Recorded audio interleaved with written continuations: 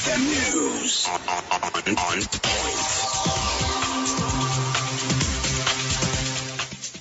It's time for the news on XFM. I'm Chris Tim. Government has instituted a committee to handle the electoral-related complaints between the media and security during the election period. The committee is to be chaired by the government spokesperson, Ofono Pondo, will be comprised of members of the National Association of Broadcasters, security officers, the Uganda Communications Commission, and the Electoral Commission. The Minister of Internal Affairs, General Jeje Odongo, says all the parties must support each other to have free and fair elections in early next year.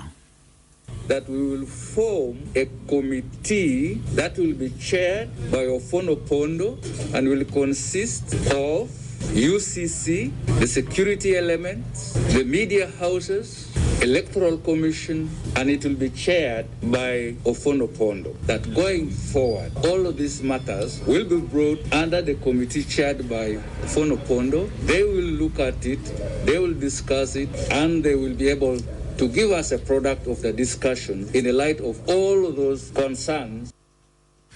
The chairman of the National Association of Broadcasters, Kin Karisa, says all stakeholders have agreed to play their role without interfering with each other. Out of this meeting, a lot is going to improve, and media houses are going to be left to do what they are supposed to do. Since we are going to be the biggest platform that these campaigns are going to use, given that they are hybrid or scientific in nature, media houses must be left to do what they are supposed to do without much interference. And the security agencies have agreed to work with us, but also we need to do our part as media houses, because again, they have raised issues that some of us do have what they have called activists. Nansana municipal councillors have asked their leaders to clarify on matters concerning next year's budget, which is worth 2.8 billion shillings, especially on the roads and the health sector, which they say are in a bad state. During their council meeting yesterday to approve a supplementary budget for purposes of constructing Ashinaga Road worth 400 million shillings given to them through the road fund by the President of Uganda, councillors raised issues of motorcycles that were bought to help in providing services to the people, dustbins, among other items. The newly appointed town clerk, Francis Byabagamba, says that they are working to have these issues fixed to ensure that people get value for money they pay through revenue. The councillors wanted to know when these motorcycles are going to be distributed to the respective divisions for service delivery, and we're just going to work on that one as fast as possible so that they can do the intended purposes. About the dustbins, these dustbins are intended to be distributed to schools and health units, and we're going to do that one as fast as possible, and actually by end of next week. The municipal mayor, Regina Bachite, urged the government to consider Nansana as a special case because they get a lot of revenue from Nansana, yet they return little output. The RRDC, Rose Chidabira, cautioned the public on their security during this political season because theft and murder cases have increased. The patrolling they are doing is both for vehicles and foot patrol. And another one, we had a lady who was strangled death along that place down there near Katanga Woods. The lady also was strangled death. Also, that all those are signs of insecurity in this area. And when you look at areas beyond us, stealing of animals is in a high gear. And we are trying to control the security, see that at least we harmonize the situation on the ground.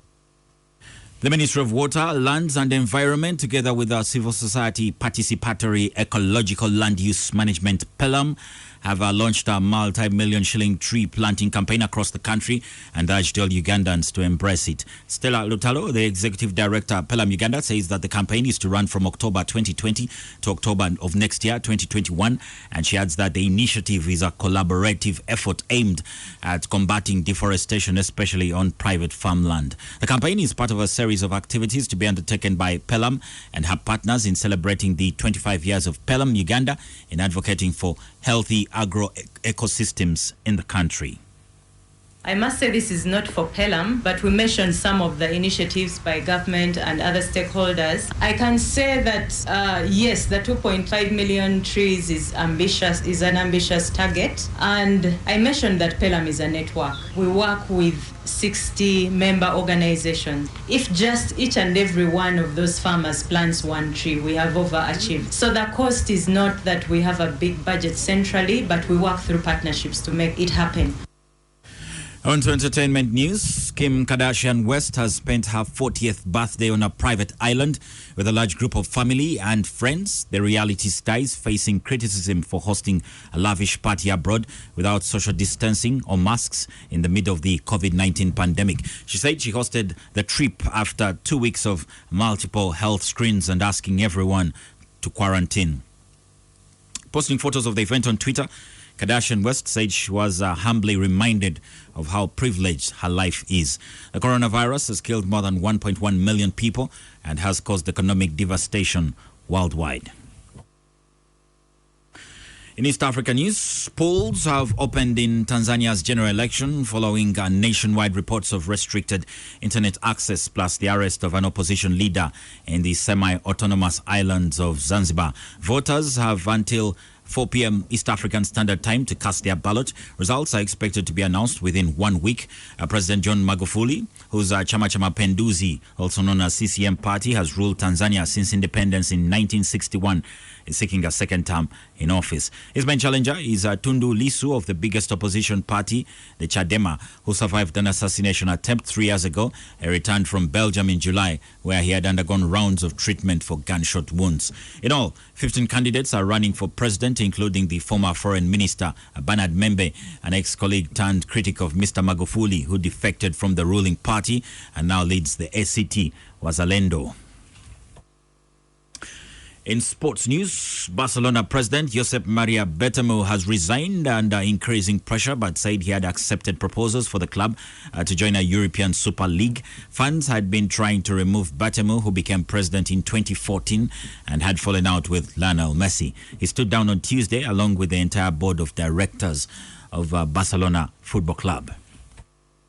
And that's the latest XFM News. XFM News on